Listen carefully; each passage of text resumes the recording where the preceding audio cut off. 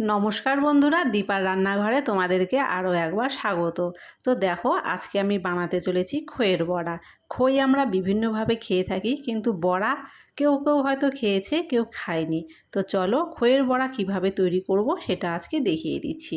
তার জন্য প্রথমেই আমাদের লাগছে খই, আর তারপরে কী উপকরণ লাগছে সেই জন্য এখানে আমি দিয়ে দিলাম কাঁচা লঙ্কা কুচি, আর দিয়ে দিলাম পেঁয়াজ কুচি, দিয়ে দিলাম বেসন, তারপরে এখানে দিয়ে দিচ্ছি চালের গুঁড়ো। তো লঙ্কাটা আমি সামান্য পরিমাণ দিয়েছি, তোমরা তোমাদের স্বাদ অনুযায়ী বাড়িয়ে বা কমিয়ে দিতে পারো। তারপরে এখানে দিয়ে দিলাম হলুদের গুঁড়ো, আর দিয়ে দিলাম স্বাদ মতো লবণ। তারপরে এখানে দিয়ে দিচ্ছি একটু কালো জিরে। কালো জিরে দেওয়ার ফলে কিন্তু বড়াটা খেতে খুব সুস্বাদু হয়।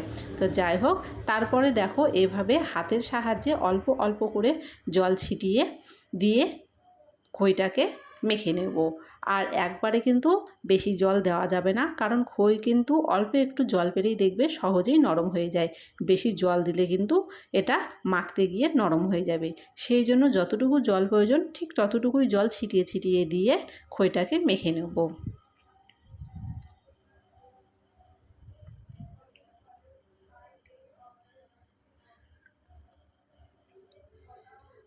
তো দেখো, এখানে আমি সবগুলো উপকরণ মিশিয়ে খুব ভালো করে এভাবে একটু শক্ত করে মেখে নিয়েছি।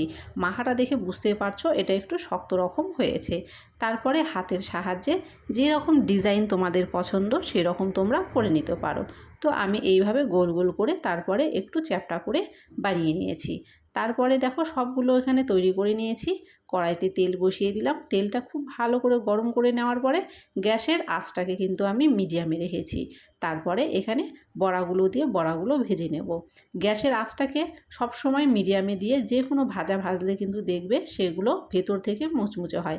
আর গ্যাসটাকে হাই করে দিলে কিন্তু দেখবে উপর থেকে কালার চলে আসে, কিন্তু ভেতরে কাঁচাই থেকে যায়।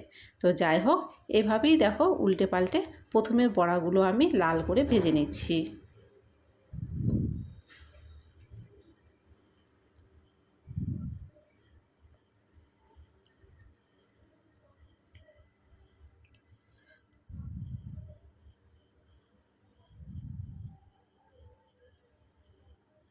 প্রথমের বড়াগুলো আমার খুব সুন্দর করে ভাজা হয়ে গেছে।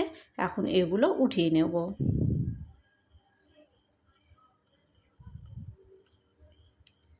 ঠিক এই একই রকমভাবে পরের বড়াগুলো ভেজে নেব। তো দেখো, এখানে সবগুলো বড়া ভেজে আমি নামিয়ে দিয়েছি। তো তোমাদের এই খইয়ের বড়ার রেসিপি কেমন লাগলো কমেন্ট করে কিন্তু অবশ্যই জানিও। ভালো লাগলে লাইক করে দিও, ভিডিওটাকে শেয়ার করে দিও বন্ধু বান্ধবের মধ্যে, আর চ্যানেলটিকে সাবস্ক্রাইব করে দিও।